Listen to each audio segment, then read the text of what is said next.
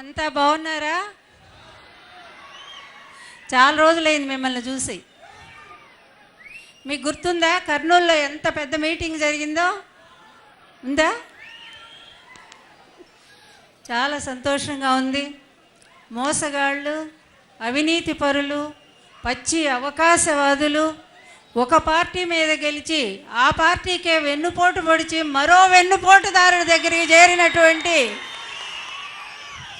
ఈ అవకాశవాద రాజకీయంలో మేమున్నాం, జగన్కు తోడుగా అంటూ నిలబడ్డటువంటి మీ అందరికీ హృదయపూర్వకమైనటువంటి నమస్కారాలు అందజేస్తున్నాను. నిజంగా రాయలసీమ అంటే నీతి నిజాయితీకి మారుపేరు. ఒక రాయలసీమ ముద్దు బిడ్డ, కాంగ్రెస్ పార్టీని ఒంటి చేతి మీద నిలబెట్టినటువంటి మహానేత వైఎస్ రాజశేఖర రెడ్డి గారు పుట్టినటువంటి ఈ రాయలసీమ, అటువంటి మహానేత కడుపున మరొక సింహం పుట్టింది మన జగన్మోహన్ రెడ్డి గారు. తెలుగు వాళ్ళ, తెలుగు జాతి గౌరవాన్ని కాపాడటానికి వచ్చిన మరో రాయలసీమ ముద్దుబిడ్డ మన జగన్మోహన్ రెడ్డి గారు. అటువంటి ఈ రాయలసీమలో ఒక నక్కా పుట్టింది.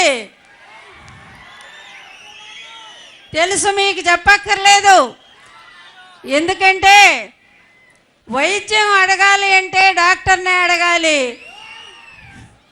పాఠం గురించి అడగాలంటే ఒక మాస్టర్నే అడగాలి, అలాగే అల్లుని గురించి అడగాలంటే అత్తగారైన లక్ష్మీ పార్వతి గారినే అడగాలి.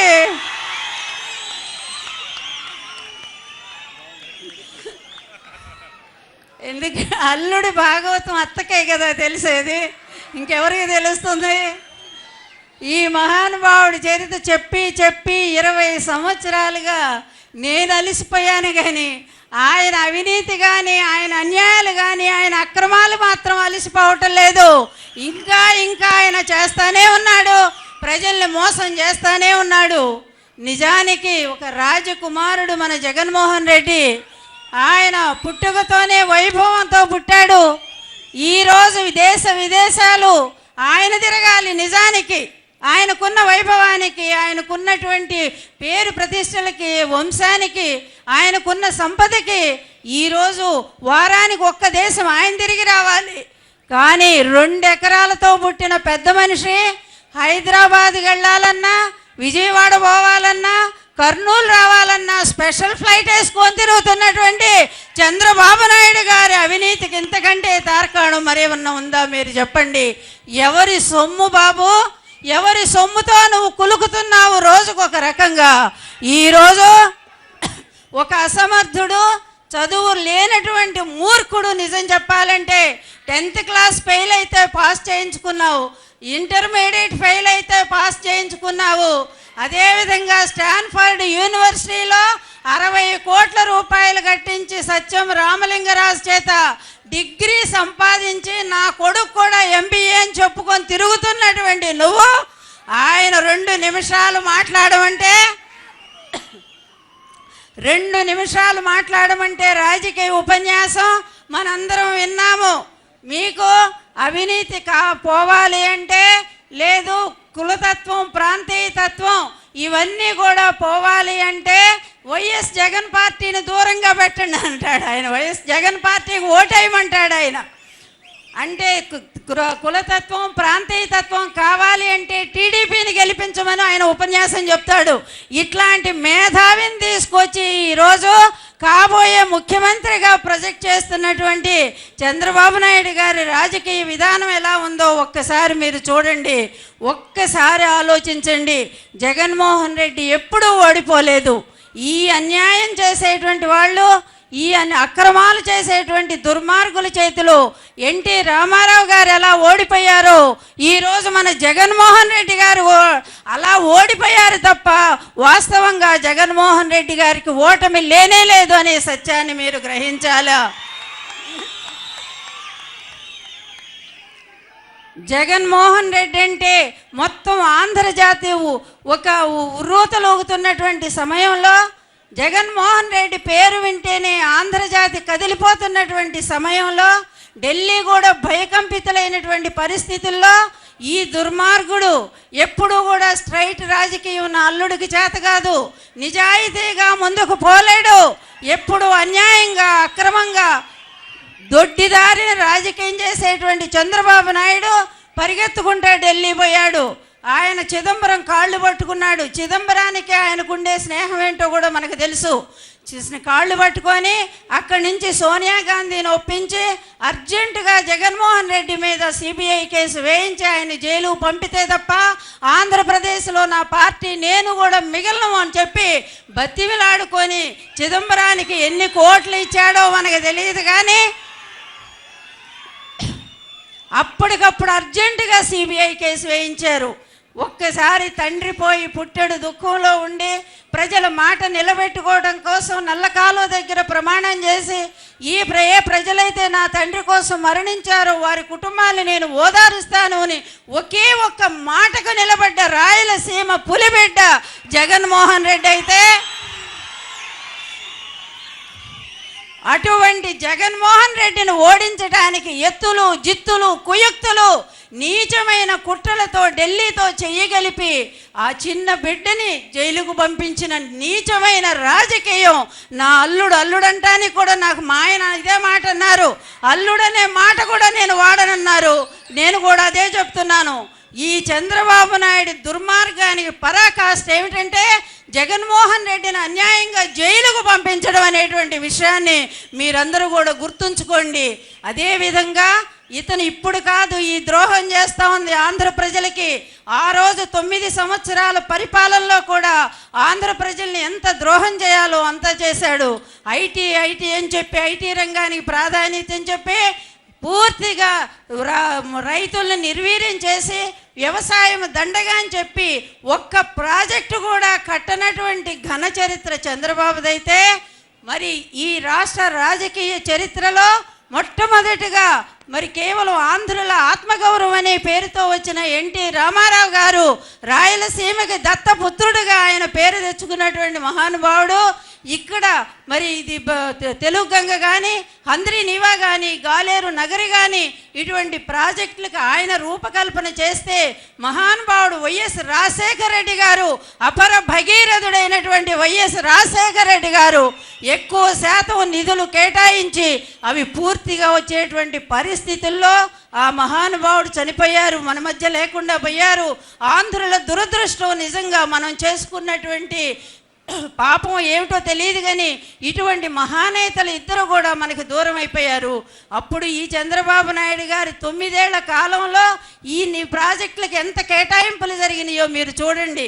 అదంతా ఎందుకు ఇప్పుడు పట్టిసీమ హఠాత్తుగా రంగం మీద తీసుకొచ్చి, ఎందుకంటే వైఎస్ రాజశేఖర రెడ్డి గారు ప్రాజెక్టులు ప్రారంభించారు, రైతు బాంధవుడు అనే పేరు తెచ్చుకున్నారు. అందువలన ఆయనకు చాలా పేరు వచ్చింది. నేనేం చేయాలని ఆలోచించి ఇప్పటిదాకా నేనేం చేయలేకపోయాను 9 ఏళ్ల కాలంలో, కనీసం ఇప్పుడైనా సరే రైతుల్లో మంచి పేరు తెచ్చుకోవాలని ఆ ఉద్దేశం అయితే అది మంచిదే అయితే ఒప్పుకునేవాళ్ళం. అది కాదు అక్కడ ఉద్దేశం. పట్టిసీమ పేరుతో 1600 కోట్ల రూపాయలు ప్రభుత్వ ధనాన్ని వెచ్చించి అందులో కేవలం 300 కోట్ల రూపాయలు మాత్రమే ఖర్చు పెట్టి 1000 కోట్లుగా చేయటానికి తీసుకొచ్చిన పట్టిసీమ ప్రాజెక్టు ఈరోజు నేను చేశానని చెప్పి ఆయన చేసుకుంటున్న పబ్లిసిటీ చూస్తే సిగ్గుతో తల వంచుకోవాలనిపిస్తూ ఉంది. ఆయన ఎల్లో మీడియా అంతా కూడా ఇష్టం వచ్చినట్టుగా అయినంట అపర భగీరథుడట. నదుల అనుసంధానం ప్రపంచంలోనే ఎవ్వరూ చేయలేదట, చంద్రబాబు నాయుడు గారే చేశారట. మరి అట్లా అనుకుంటే ఏలూరు దగ్గర గోదావరి కృష్ణానది ఎప్పుడో కలిసి ఉన్నాయిగా, అదేవిధంగా ఇక్కడ పెన్నా కృష్ణానది ఇక్కడ ఎప్పుడో అనుసంధానం అయిందిగా, వీటి మాట ఏమి రాదు. అలాగే వైఎస్ రాజశేఖర రెడ్డి గారి టైంలో కట్టినటువంటి ప్రాజెక్టులు ఈ పట్టిసీమకు పెట్టినటువంటి డబ్బులో పావు వంతు ఖర్చు పెట్టుంటే ఇక్కడ హంద్రీ నీవా పూర్తయి ఉండేది, అందులో 25 వంతు ఖర్చు పెట్టుంటే గాలేరు నగరి పూర్తయి ఉండేది. ఇంతెందుకు పోలవరం కుడికాలు 70% వైఎస్ రాజశేఖర రెడ్డి గారి హయాంలో పూర్తయింది. ఈయన పట్టిసీమ ప్రాజెక్టు కూడా ఎక్కడి నుంచి తీసుకున్నారండి? పోలవరం కుడికాలో నుంచి నీళ్లు, ఒక చెంబుడు నీళ్లు పోసి అక్కడ, అది కూడా తోటపాలెం రిజర్వాయర్ నుంచి నీళ్లు తీసుకొని ఆ కుడికాలువ గుండా కాస్త కృష్ణానదికి 20 కిలోమీటర్లు మరి కాలువ తవ్వి అక్కడ కలిపేసి చూసారా ప్రపంచంలో నదులన్నీ నేనే కలిపేశానని చెప్పి ఓ పెద్ద ఫోకస్ ఇచ్చుకోవటం మొదలుపెట్టాడు. ఎప్పటికప్పుడు అబద్ధాలు, ఎప్పటికప్పుడు ప్రజల్ని మోసం చేసే విధానాలు, ఎప్పటికప్పుడు అవినీతికి పెద్ద పీట వేయటము. ఈరోజు కూడా అడుగుతున్నాము, ప్రతి సంవత్సరం ఆయన విదేశ పర్యటన పెట్టుకుంటున్నాడు ఫ్యామిలీ అనే పేరుతో. ఇప్పుడే కాదు, గతంలో కూడా ఈయన మీద ఉంది కేంద్ర ప్రభుత్వం దగ్గర. ఈయన చిట్టా అంతా కూడా అక్కడే ఉంది, ఫైల్ అంతా కూడా. మొన్న మోడీ గారిని కలిసినప్పుడు, ఇది సోషల్ మీడియాలో కూడా మీరు అందరు చదివే ఉంటారు, మోడీ గారిని కలిసి సార్ మా రాష్ట్రానికి ప్రత్యేక హోదా అంటే, అవునా ప్రత్యేక హోదా కావాలా, మరేదో కేసీఆర్ గారు వచ్చి నువ్వేదో అక్కడ ఓటుకు నోటు కేసులో చిక్కుపడ్డావని చెప్తా ఉన్నారే, ఏం చేద్దామన్నాడంట. లేదు సార్ అయితే వెళ్ళిపోతున్నా నేను, నాకు ఫ్లైట్కి టైం అయింది. లేదులే కూర్చో కూర్చో, ఇంకేం కావాలి నీకు అంటే, ప్రత్యేక ప్యాకేజీ ఇస్తా ఉన్నారు కదా సార్, 1,00,000 కోట్లు కావాలి. అవునా నువ్వేదో మరి సింగపూర్లో పెద్ద హోటల్ కట్టావట, మా వాళ్ళంతా రిపోర్ట్ తీసుకొచ్చారు, అదేమన్నా చదువుతావా. లేదు సార్ నేను పోతున్నా. ఈ విధంగా ప్రజల అవసరాల్ని, రాష్ట్ర ప్రయోజనాల్ని తాకట్టు పెట్టేటువంటి దుర్మార్గమైనటువంటి చంద్రబాబు గారి నీతి ఎక్కడ? ఇంత కష్టాల్లో కూడా తనను ఓడించినప్పుడు కూడా ఈ ప్రజల కోసమే, ఈ ప్రజల అవసరాల కోసమే మరి నిలబడ్డటువంటి జగన్ బాబు, అతని వయసులో ఆయన కొడుకు వయసు జగన్మోహన్ రెడ్డి గారిదే అయినప్పటికీ కూడా మీ అందరి కోసం దీక్ష చేస్తున్నటువంటి జగన్మోహన్ రెడ్డి గారి ఈ సంకల్పం ఎంత గొప్పదో మీరు ఒక్కసారి ఆలోచించండి. ఆ తండ్రి కడుపున పుట్టినటువంటి కొడుకు గనుకనే ప్రజల కోసం, ప్రజల మేలు కోసం ఎప్పుడు ఆయన ఆలోచిస్తూ ఉన్నారు. అదేవిధంగా ఆ తండ్రి కడుపున పుట్టినటువంటి ఆ కొడుకు కనుకనే ఏ విధంగా ఎమ్మెల్యేలు కొనాలి, 20 కోట్లు 30 కోట్లు ఇచ్చి అవినీతి సొమ్ముతో పూర్తిగా ప్రతిపక్ష పార్టీలు నోరు మూయించటం ఎట్లాగా అని చెప్పేమో లోకేష్ బాబు ఆయన ఆలోచిస్తూ ఉన్నాడు. ఇద్దరూ సమాన వయస్కులే, 4-5 ఏళ్ళు తేడా తప్ప. ఈయనేమో ప్రజా సంక్షేమం కోసం, ప్రజల అవసరాల కోసం నిరంతరం జగన్ బాబు చేసిన దీక్షలు ఎన్నో మీరే చెప్పండి. విజయవాడలో ప్రారంభించినటువంటి జల దీక్ష నుంచి ఆయన ఎన్ని చేశారు. ఇప్పటి వరకు నేను అదే అనుకున్నా, మొన్న గుంటూరు తర్వాత మళ్ళీ దీక్ష ఏంటి బాబు చేయలేదు అనుకున్నా. 3 నెలలే అయ్యింది, వెంటనే కర్నూలులో దీక్ష, జలదీక్ష అని చెప్పి అనౌన్స్మెంట్ వచ్చింది. అంటే ఈయన దీక్షల్లోనే ప్రజలతోనే ఉన్నారు తప్ప ప్రజలకి ఎప్పుడూ దూరంగా లేరు. నిజమైనటువంటి ఒక్క లీడర్ని వైఎస్ రాజశేఖర రెడ్డి గారు తెలుగు ప్రజలకు అందించినందుకు ఆయనకి జోహార్లు చెప్తా ఉన్నాను. నిజమైన, ఎందుకంటే బాబు ఒక్కటే మీరు ఆలోచించండి, సరైన లీడర్లు లేరు ఈ సమాజంలో. అవినీతితో కొట్టుకుపోతూ పూర్తిగా ప్రజలను మభ్యపెడుతూ చివరిలో ఎలక్షన్లు వచ్చేసరికి మరియు నోట్లతో ఓట్లు కొనుక్కొని అధికారానికి వచ్చేటువంటి నీచమైన రాజకీయ సంస్కృతిలో దానికి అతీతంగా ప్రజాస్వామ్యాన్ని గౌరవించి ప్రజల సంక్షేమమే ప్రధానంగా ఆలోచించేటువంటి జగన్మోహన్ రెడ్డి లాంటి లీడరు మనకి ఒక్కళ్ళైనా దొరుకుతారా? దయచేసి ఒక్కసారి ఆలోచించండి. నాయకులు పోతారు, కానీ మీరంతా ఉన్నారు. ప్రజాస్వామ్యం అంటే ప్రజలు వేసే ఓటు మీదే ఆధారపడి ఉంటుంది. అటువంటి దాన్ని మీరు నిలబెట్టుకున్నప్పుడే మంచి నాయకుడిని కూడా తీసుకురావడానికి అవకాశం ఉంటుంది. అటువంటి నాయకుడు జగన్మోహన్ రెడ్డి నిరూపించుకున్నారు. మొన్న ఎలక్షన్స్ తర్వాత నేను అనుకున్నాను, పార్టీని ఇంత ఘోరంగా ఎంతో కాదు, మళ్ళా 5 లక్షల కంటే తక్కువే, 4,70,000 తేడాతో మన పార్టీ ఓడిపోయింది. అదేవిధంగా 67 మంది ఎమ్మెల్యేలు గెలిచారు. దానికి అతను గెలవటానికి చంద్రబాబు నాయుడు ఎన్ని డ్రామాలు ఆడారో మీకు తెలుసు. మోడీ కాళ్ళు పట్టుకున్నాడు, పవన్ కళ్యాణ్ కాళ్ళు పట్టుకున్నాడు, ఆయన ఇంట్లో లేడంటే ఆయన ఆఫీసు పోయాడు. తర్వాత ఇక్కడే తిరుపతిలో వెంకన్న సాక్షిగా మోడీ చేత చెప్పించాడు, ఆంధ్రప్రదేశ్కు ప్రత్యేక హోదా 10 సంవత్సరాలు మేము తీసుకొచ్చి ఇస్తాము అని చెప్పించాడు. కానీ ఏది ఈరోజు ఏమైనా ప్రత్యేక హోదా ఏదంటే అదేమన్నా సంజీవన అంటున్నాడు.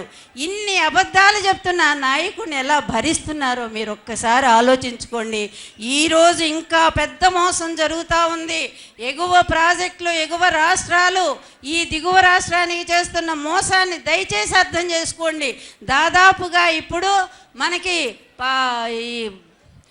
పాలమూరు ప్రాజెక్టు దిండి ప్రాజెక్టు ద్వారా 65 టీఎంసీ వాటర్ వాడుకునేటువంటి పరిస్థితి వాళ్ళు తీసుకొచ్చారు. మొత్తం 123 టీఎంసీ కోసం ఆయన ప్లాన్ చేశారు. అలాగే ఎగువ రాష్ట్రమైనటువంటి కర్ణాటకలో కూడా మనకు వచ్చే కృష్ణా జలాల మీద అనేకమైనటువంటి లిఫ్ట్ ఇరిగేషన్స్ వందల కొద్ది వాళ్ళు రైతులు కట్టుకున్నారు గ్రామాల్లో. అక్కడి నుంచి దిగువ రాష్ట్రమైన ఆంధ్రప్రదేశ్కి ఈ వాటర్ ఎలా వస్తుందో ఒక్కసారి ఆలోచించండి. గోదావరి జలాల మీద కూడా మనకు జరుగుతున్న అన్యాయం మీద మనం ఆలోచించాలి. దీని గురించి మాట్లాడు, దీని గురించి ఆయనకేం పట్టదు. ప్రజలు ఎట్ల పోయినా పర్వాలా, మళ్ళా వచ్చే ఎలక్షన్ నాటికి నేను ఎట్టా గెలవాలి, మోడీ నాతో గెలవకపోతే కాంగ్రెస్తోనైనా గెలుస్తాను, లేకపోతే కాంగ్రెస్ కాకపోతే ఒక్కొక్క సీటుకి దాదాపుగా మేము ఇప్పుడు సంపాదించిన అవినీతి సొమ్ముతో దాదాపుగా 20 కోట్లైనా నేను ఖర్చు పెట్టి నేను గెలుస్తాను తప్ప ఈ న్యాయం ఈ ప్రజలకు చేయాల్సిన అవసరం నాకు లేదని ఇప్పటికి కూడా అదే ఆలోచనలో ఉన్నారు. మీరు ఎంత మనకి మోసం చేస్తున్నాడో దయచేసి ఒక్కటి సంఘటన మీకు గుర్తు చేస్తాను. నేను అప్పుడు ఎమ్మెల్యేగా ఉన్నాను, అసెంబ్లీలో ఉన్నప్పుడు దేవేగౌడ్ని ప్రధానిగా చేశాడు ఈ మహానుభావుడు. దేవేగౌడ్ని ప్రధానిగా చేసినప్పుడు అన్ని రాష్ట్రాల వాళ్ళని ఒప్పించారు. అప్పుడు నేషనల్ ఫ్రంట్ తరఫున, నేషనల్ ఫ్రంట్లో ఒక్కొక్క రాష్ట్రం ఒక్కొక్కటి అడిగింది. ఇక్కడ డిఎంకే గారు అడిగారు, మాకు అంతర్రాష్ట్ర జల సమస్య ఉంది, దాని నివారణ చేయగలిగితే మేము మోడీ గారి సపోర్ట్ ఇస్తామన్నారు. అలాగే అస్సాం వచ్చేసరికి అస్సాం గణపరిషత్ ప్రఫుల్ల కుమార్ మహంతా చెప్పాడు, మాకు ఇక్కడ బోడో సమస్య ఉంది కనుక దాని పరిష్కారం చేస్తేనే మేము దేవేగౌడ్ గారికి మేము సపోర్ట్ ఇస్తామని చెప్పారు. తర్వాత లాలూ ప్రసాద్ యాదవ్ బీహార్ సమస్య ఆయన చెప్పుకొచ్చారు. తర్వాత పక్కన ఉండేటువంటి ఒరిస్సా. ఈ విధంగా ప్రతి రాష్ట్రం వాళ్ళ రాష్ట్ర ప్రయోజనాలను కోరుకుంటూ సపోర్ట్ చేస్తే చంద్రబాబు నాయుడు గారు ఏమన్నారో తెలుసా, కర్ణాటకలో ఉండే నా ఆస్తులన్నీ కూడా చాలా జాగ్రత్తగా కాపాడాలి అని చెప్పి కేవలం వ్యక్తిగత స్వార్థంతో అక్కడ మనకి ఆల్మట్టి అంత ఎత్తు పెంచినా కూడా మాట్లాడనటువంటి ఒక దుర్మార్గమైన ముఖ్యమంత్రిని మనము గతంలో చూసాము. మళ్ళీ పొరపాటు జరిగి అతనే ఈరోజు మన దురదృష్టం కొద్దీ మళ్ళీ ముఖ్యమంత్రి అయ్యాడు. దయచేసి అర్థం చేసుకోండి, ఇదే పరిస్థితి ఎన్నాళ్ళు కొనసాగనివద్దు. వచ్చే ఎన్నికల నాటికి మాత్రం మనం అందరం అప్రమత్తం కాకపోతే ఇప్పటికే రాష్ట్రాన్ని తాకట్టు పెట్టిన పరిస్థితిలో ఉన్నాడు. ఈసారి అమ్మకానికి కూడా పెడతాడని చెప్పి తెలియచేస్తూ, నిజమైనటువంటి నాయకుడు జగన్మోహన్ రెడ్డి గనుక జగన్మోహన్ రెడ్డి గారినే మనం ఎప్పుడూ ఆయన వెంట నడిచి ఆయన నాయకత్వంలోనే ఈ రాష్ట్రాన్ని మనం ముందుకు తీసుకెళ్లాలని కోరుకుంటూ సెలవు తీసుకుంటాను. జై జగన్.